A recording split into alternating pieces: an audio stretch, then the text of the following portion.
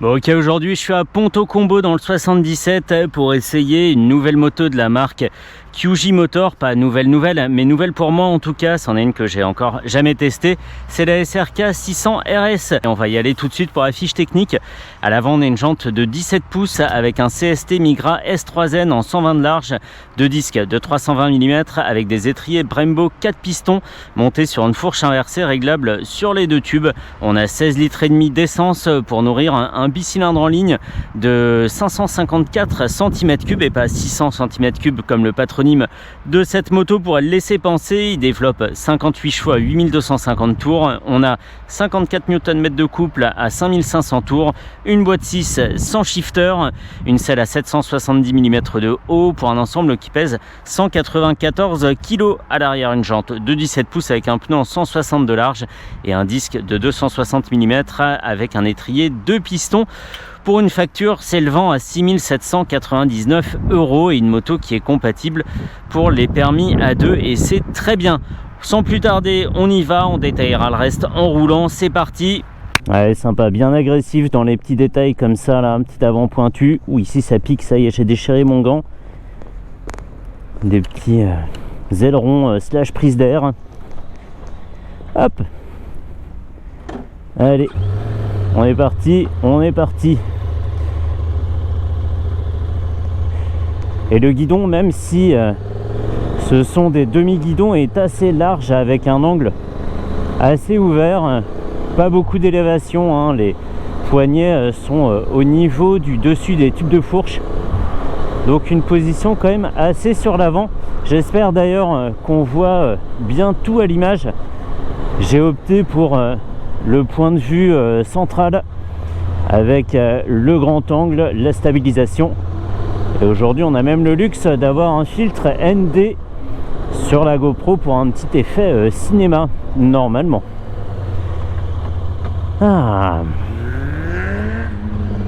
Phaser blanc. Jusqu'à présent nickel, hein, tout va bien. L'embrayage est un petit peu mou à mon goût, il résiste pas énormément à la pression de la main. Ça donne pas l'impression de trop commander l'embrayage, mais sinon tout nickel. On va tranquillement sur un petit filet de gaz. On pourrait aussi se reposer sur le couple en se déplaçant sur le point de patinage, mais avec du gaz ça passe aussi, donc c'est très bien.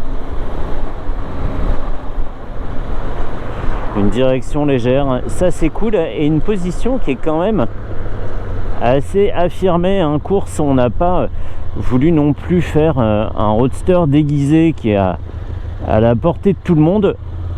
C'est une position engagée. Une petite sonorité sympa qui fait presque oublier qu'on est sur un petit bicylindre de 58 chevaux, c'est cool. Un petit bruit rageur, ouais, ça c'est chouette. Allez, on va bientôt pouvoir ouvrir comme on veut. Pour l'instant je suis en 4ème.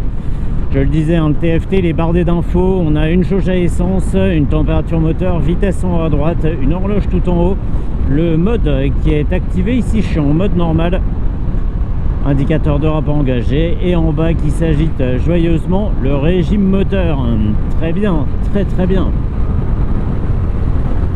Yes, vraiment agile comme machine. On peut faire des changements d'angle et des changements de cap assez courts, donc ça c'est bien.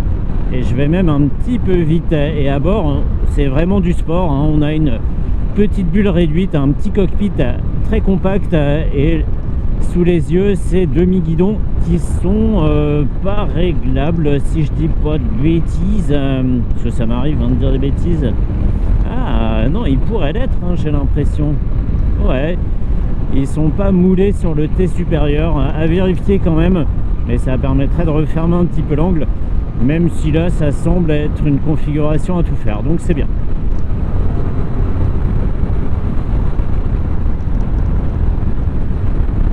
Ce que je vais faire, c'est que je vais ralentir un peu et on va se faire un petit kickdown pour voir comment ça repart. Là on est à quoi, à 100 km/h. Yes. très bien, punaise. Alors c'est pas surprenant eu égard à la puissance de 58 chevaux hein, évidemment, mais par contre ça se bouge bien les fesses et on finit par aller assez vite. Donc c'est très bien. Une petite moto qui donne la banane hein, comme les SRV 550 avant elle.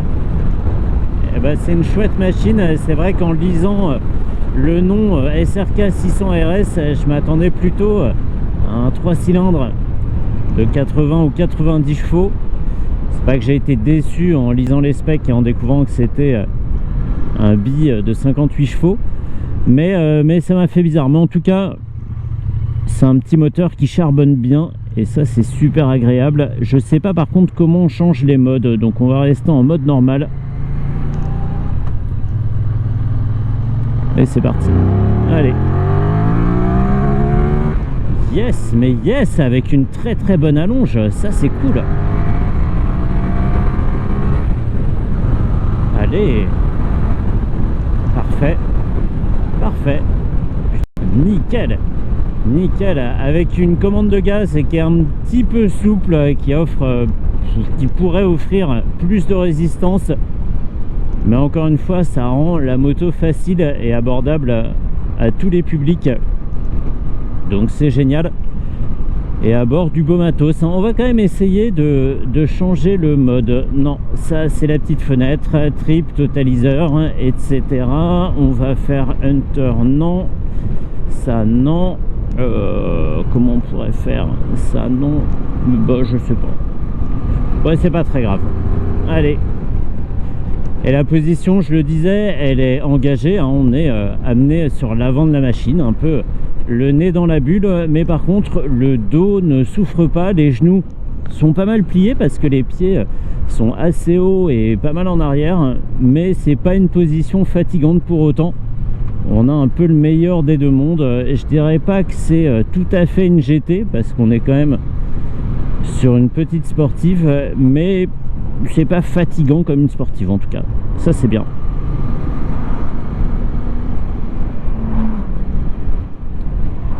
La selle est bien. Est-ce que j'ai de la place sur la selle? Je remplis presque toute la selle. Elle n'est pas très épaisse, mais par contre jusqu'à présent elle s'est montrée confortable et accueillante, donc c'est parfait. Hop, allez.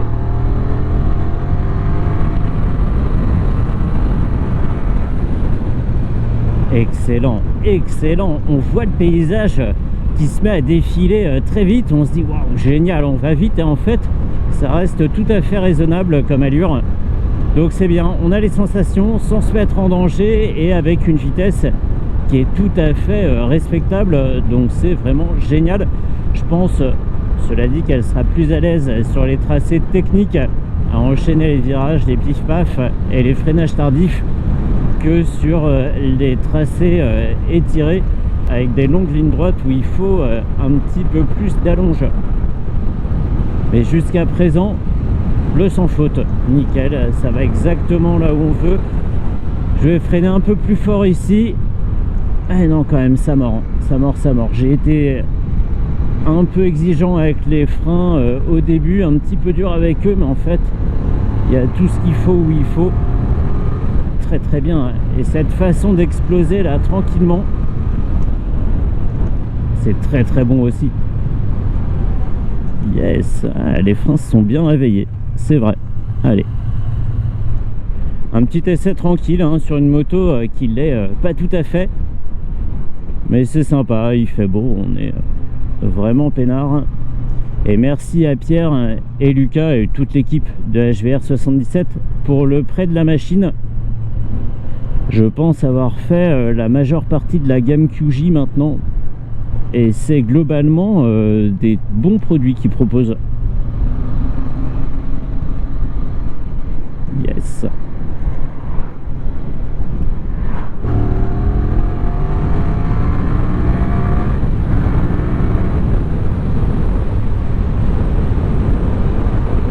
Allez, on va pouvoir en rester là pour cette SRK 600 RS. Alors oui, je m'attendais à complètement autre chose comme architecture, mais je suis absolument pas déçu par ce que j'ai trouvé. C'est très bien, tout se marie bien. On a un freinage performant avec un moteur volontaire. Et c'est parfois aussi bien qu'un moteur plus puissant qu'on exploiterait un peu moins. Ça me va parfaitement. Et à l'arrière aussi, le 260 avec 2 pistons fait bien le job.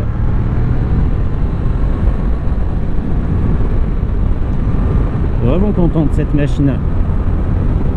Et pour un tarif qui reste canon, hein, 6800 €,